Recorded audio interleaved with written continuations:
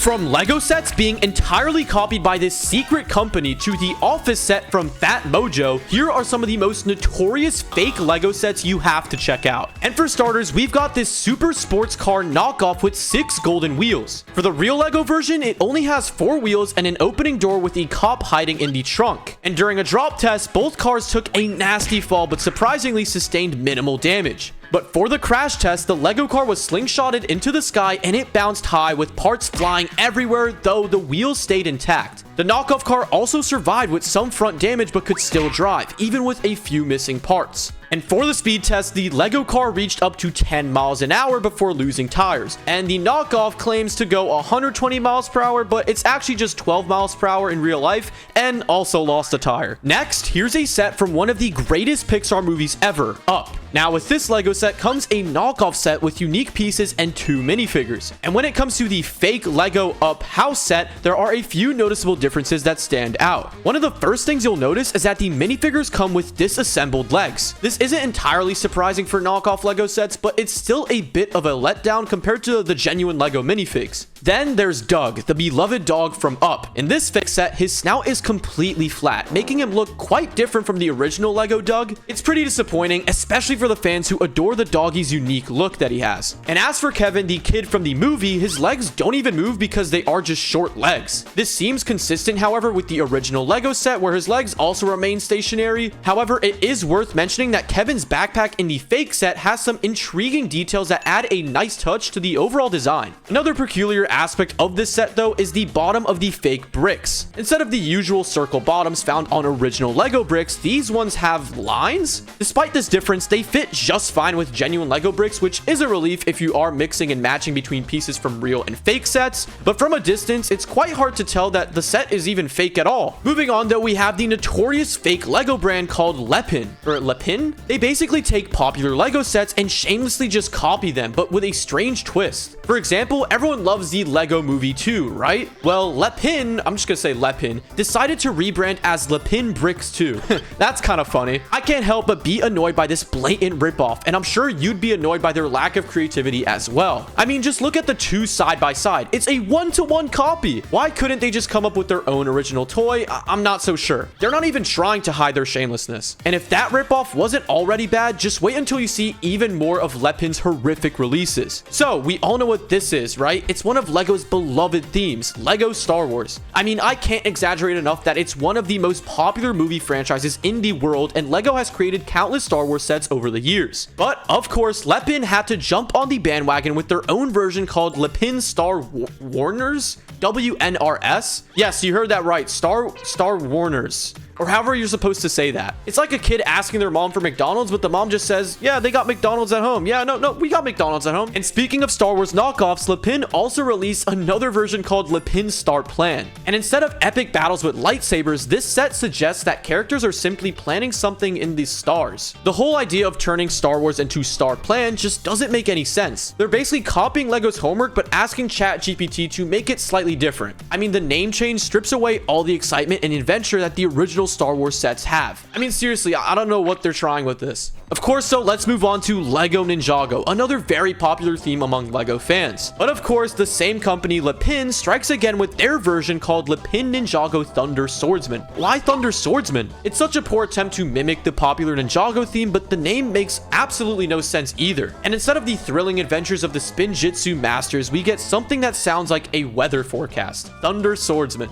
Ninjago is known for its exciting ninja action and epic battles, not for weather patterns or thunderstorms. It's almost as if Lepin is trying to parody the original set, but just failing miserably. Like, they're just joking, they're just making a joke of themselves. Sticking with Ninjago, however, Lepin didn't stop there. They also copied the Ninjago movie, but renamed it Lepin Ninja Saga. Yeah, you're hearing that right. The Ninjago movie is full of humor, action, and memorable characters, but Lepin Ninja Saga sounds like a badly released anime. It just doesn't sound fun at all. The lack of creativity here is just It's astronomical. I mean, you couldn't think of a better name. Switching gears though from Ninjago, we finally have something that's not from Lapin. This time it's from Playmobil, and they decided to copy the James Bond car. While Lego does have their own version, Playmobil's take is less impressive. I mean, this set includes weird looking James Bond minifigures and is recommended for ages 5 to 99 because apparently Playmobil discriminates against 100-year-olds now. Okay, bad joke, I know. But regardless, the figures look so cursed and off-putting that it's hard to take them seriously at all. And look, Playmobil usually does a decent job with their sets, and they're not really a knockoff or a fake, but this one just misses the mark entirely. The minifigures literally look like they could be the next Jumanji pieces rather than a James Bond set. However, next, let's just talk about Mega Constructs, and I think you've heard of this one. They have the rights to franchises like Halo and Pokemon, which is something we all wish Lego had, so I guess they have that advantage. However, their sets often look awkward and poorly designed, which makes their licenses for Halo and Pokemon feel like a complete waste. Like, why doesn't Lego have that? Honestly, I've never even heard of this brand up until now. You might have, but me personally, I even haven't. For instance, their Skeletor Skull set is just strange. While the Pokemon sets are cool in concept, they'd be much better if Lego made them. Like, come on, wouldn't you want an official Lego Pokemon set or anything related to Pokemon? Mega Constructs tries to capture the magic of these franchises, but their execution is often lacking.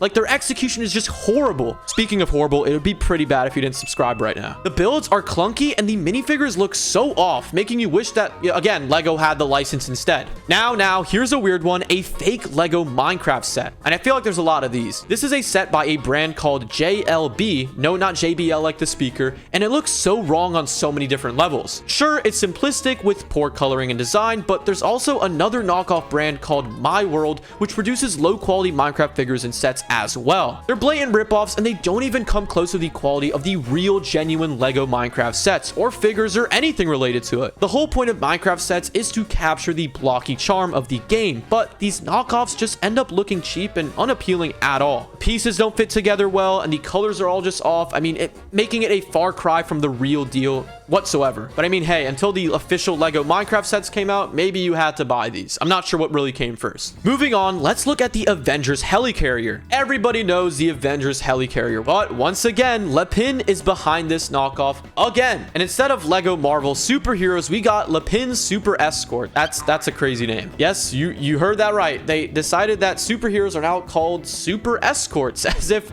they're guiding villains to prison or something. The names Lapin just comes up with are just consistently ridiculous and just absolutely cursed. And you gotta let me know which Lapin fraud set you find the most amusing. I mean, just comment it down below. The Avengers Helicarrier is an iconic set full of detail and action, but the Lapin Super Escort just sounds like a bad parody. It's clear that Lapin has just absolutely no understanding of what makes these sets super special, and they just want money. It's just a huge money grab. And right here we have the most cursed big Lego sets, courtesy of another YouTuber, Ryan's World. Ryan's World sets are infamous for their poor design and construction. One of them is Combo Panda's fire truck, which just looks awful with weird figures and cheap build quality. And look, I don't want to throw shade, but the set claims to be compatible with other brands, which is a sly way of saying it can mix with real Lego bricks. The whole concept is unsettling, but hey, if you're into this style, then that's totally your choice. Look, there's nothing wrong with it. Ryan's World may be popular with younger people and younger audiences, but these sets are just poorly made,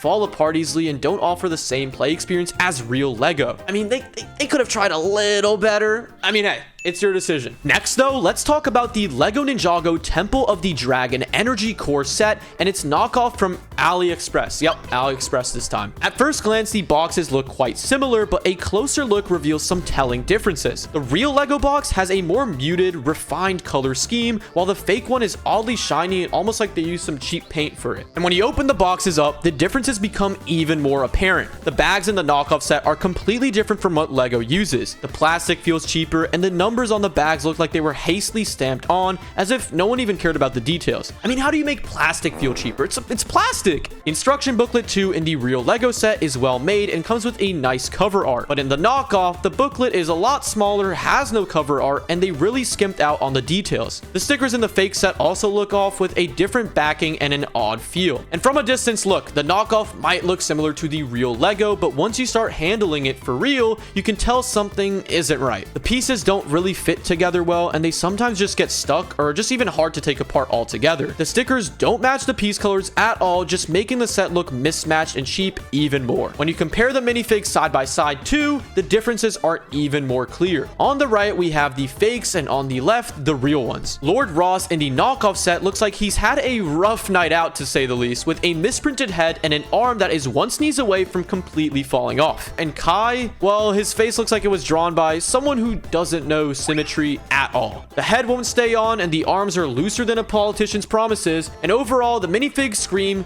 "We tried, but not very hard." Like, not hard enough to be convincing and good, you know what I mean? And look, from a build standpoint, the sets look similar at glance. Once again, I've already said that, but there are key differences. The fake set stickers don't match the colors of the pieces, and there are no Lego logos on the studs. The dragon energy cores are different too. The fake one is sparkly with some prints, while the real one has defined color and no sparkles. The fake set tries to be an exact copy of the real one, but the instructions cram too many steps together, making them hard to follow. I mean, instructions should be easy, especially with Lego. And right here we have the Lego Ideas The Office set, and of course its counterpart. After years of being a Lego fan, I was, and I bet you were too, thrilled when Lego finally announced the Lego Ideas The Office set. But guess what? Lego wasn't the first to the party, because a couple of years down the line, you could find a similar set at Target for just $30. Officially licensed from The Office by NBC and made by Fat Mojo. It probably took Lego so long to release their set because Fat Mojo had the exclusive rights. Like, how did they get the rights first? They even released minifigure packs with small builds, which Lego even hasn't done yet. Now look, many fans online debate whether it's a fake Lego set or not, since Fat Mojo got the license first,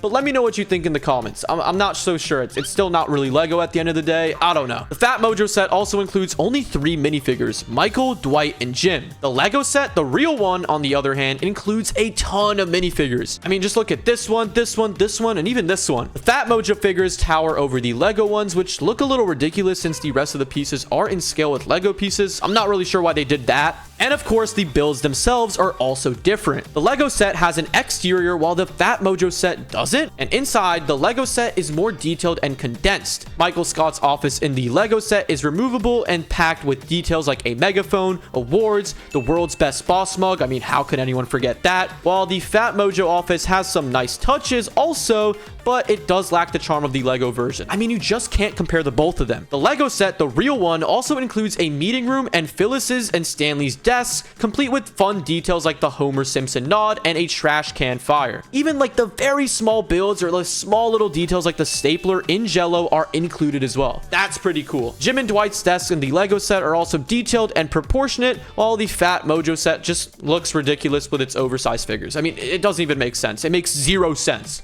The reception desk in the Lego set is another highlight as well. The colors are better and the details are more refined. The Lego set, let's just face it, is all around better, has a well-built copier, a printer, a cleaner reception area, and just a lot more like we already listed. The density of the details, the memes, and the overall quality of the Lego set far surpasses the Fat Mojo set. Also, what a weird name, Fat Mojo? In the end, it's clear that Fat Mojo's set just doesn't compare to Lego. The Lego set is a slam dunk filled with thoughtful details and high quality builds, and things that are also proportional in size. No wonder Fat Mojo lost its license to Lego. Whoop-de-whoop-de-doo. Womp womp. While it took a while to get an official Lego The Office set because, again, the licensing thing, Lego certainly delivered when they finally did, and we're all thankful for that. Next on the list, we have another very popular franchise that I'd say is on par with Star Wars, Harry Potter. Everybody knows it. Along with Lego's success with their Harry Potter sets, there also comes the bootlegs and knockoffs to follow along. I mean, for instance, just check out this Lego Hogwarts castle from the Order of the Phoenix for around $50 on AliExpress. So let's dive into what this bootleg version has to offer, starting with the minifigures. We've got all the main characters like Draco Malfoy, Hermione Granger, Harry Potter, and Ron Weasley. Draco looks pretty decent in the bootleg version, to be honest, though his face could use a little touch-up. Hermione though, oh boy, they didn't quite capture her likeness. The face print is a bit off, especially those bright pink lips. She looks like she's more ready for a fashion show rather than being a wizard. Harry's face seems a little bit lower than it should be, giving him a perpetual puzzled look. And oh boy, poor Ron. His bootleg face looks more like a caricature than the actual real deal. Look, they didn't quite nail his ginger charm, to put it mildly. Now, onto the professors. Professor Umbridge is surprisingly not bad considering she's exclusive to this set. Her cheeks might be a tad too pink, but hey, it's Umbridge, so maybe that's intentional. Hagrid, though, is a bit of a disappointment. They gave him regular minifigure arms on that massive Hagrid torso, making him look like a short-armed giant. Oh, and that glossy beard?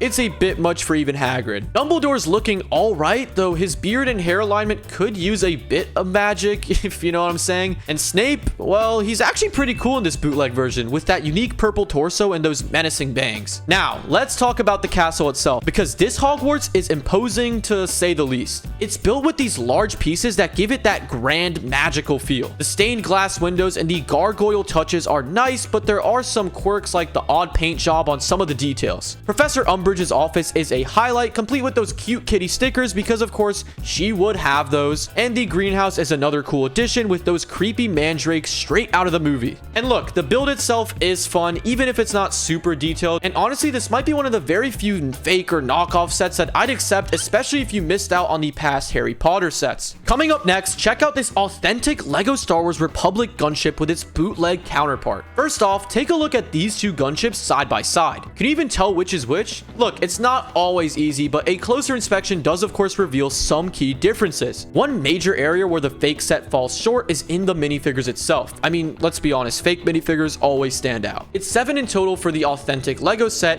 each meticulously detailed to match their movie counterparts. But the bootleg minifigures, on the other hand, well, I mean, they try their best. The Super Battle Droid looks pretty close to the real deal at first glance, but upon closer inspection, you'll notice the missing LEGO logo on the pieces. I mean, it's a dead giveaway. Then of course there is the red clone captain, arguably the most sought after minifigure from the original set. And right away you'll notice the bootleg version's helmet printing is off, and sometimes the head comes off with it too. But moving on to the clone pilot, it's not so terrible to be honest. From a distance you might mistake it for the real thing, but the differences in color and face prints become apparent super close up. And Padme, well, let's just say her skin tones are a bit mismatched, and those lips, let's just call it a unique interpretation for the minifigure. Now, Obi-Wan Kenobi actually fares decently in the bootleg version, though the face print looks a bit squished compared to LEGO's attention to detail. But of course, save the best for last because the most hilarious or terrifying one, depending on your perspective, is the bootleg Anakin Skywalker. I mean, the lack of eyebrow prints until you remove the hairpiece is a quirky touch, but definitely not authentic LEGO quality. Let's just be real. Now, however, onto the gunships themselves. The bootleg version looks surprisingly close to the real thing, as I just said, albeit missing the LEGO branding on the pieces, of course. The build experience is similar to say the least, with all the play features intact, like the carrying handle, the opening compartments, and those flick fire missiles that are a bit tricky to get working properly, but they're all pretty similar. And look, if I'm being honest, if you're looking for a budget-friendly way to add the iconic 2013 LEGO Republic gunship to your collection, well, the $40 to $50 fake version does a surprisingly good job. Like, I wouldn't be too upset with it. It closely resembles the original in appearance and feel, though of course, like I said, there are some minor differences in quality and minifigures. However, if you are a fan of authenticity and value the LEGO brand's quality craftsmanship, then saving up for the real deal might be more satisfying, might be more worth it, and I guess opt out for getting the fake one. But hey, if you don't want to, the fake one won't be so bad. But now we're diving into Adventure Time's real LEGO minifigures and their knockoff doppelgangers. Let's kick it off with the official LEGO minifigures. First up, we have Jake. He's decent, but you know, LEGO could have nailed his doggy charm a bit better, I guess. But look, I'm not complaining. The flashlight accessory is a nice touch, but I'm not sure Jake's really even feeling it. Then there's Lumpy Space Princess, looking all regal with her custom mold. They've definitely done her justice, even if she came pre-assembled. BMO's next, and boy, does this little guy stand out. Like, literally, he is like thrice the size of Jake. LEGO Dimensions must have thought bigger was better with this one, but I'm not convinced. And speaking of LEGO Dimensions, little side note, but I miss it. Now, on to the imposters or the doppelgangers. Surprisingly, Jake's knockoff looks more like the real deal than the official LEGO version itself. But, hold your applause because the plastic screams, I'm a cheap imitation. I mean, they really missed a trick not giving Jake his own custom body mold. So don't worry, the fake one isn't better than the real one. Next, the old man. Yeah, he's forgettable in the series and equally forgettable in the knockoff form. I mean, those earpieces don't quite sit right, giving him a top-heavy heavy look. And look, Lego would have nailed those proportions better. Let's just be honest. On top of that, the fake BMO is completely underwhelming compared to the official Lego BMO. And Princess Bubblegum tries to fill the Lego void since she wasn't part of Lego's release, but she's got some serious dress issues. It's like she's been in the sun too long, getting all that tan in. You know what I'm saying? I mean, just look at it. Magic Man pulls off a decent trick with his knockoff, but the printing's not bad, but that face, I mean, he's got a skeleton nose going on. I don't really know what's going on there. Blob and Lemon Grab also make an appearance in the knockoff land. Blob's got a cool custom mold, but seriously, I mean, where's the face variation? Lemon Grab, on the other hand, is pretty good, but this knockoff version lacks that Lego exaggeration factor. You know what I'm saying? A bit bland, but still doable. It's not bad. And then, I know you've been waiting for it, there's that Finn knockoff. I mean, look at those feet. His feet are so terribly painted. They're so terribly painted. This one's a prime example of why you don't mess with the Lego formula, because these details, yes, they do matter. And look, don't even get me started with Jake. I mean, it's pretty much self-explanatory. Lastly, though, look, I lied. Lastly, the Lich King. In the show, he's terrifying. In the knockoff form, he's not bad, I guess. The plastic cape's a neat touch, but those paint smudges, yeah, Lego would have banished those with a snap of their bricks. Ha. Bad joke. Anyways, though, which fake Lego set did you find the most amusing? Let me know in the comments below, because some of them are pretty cool. And subscribe!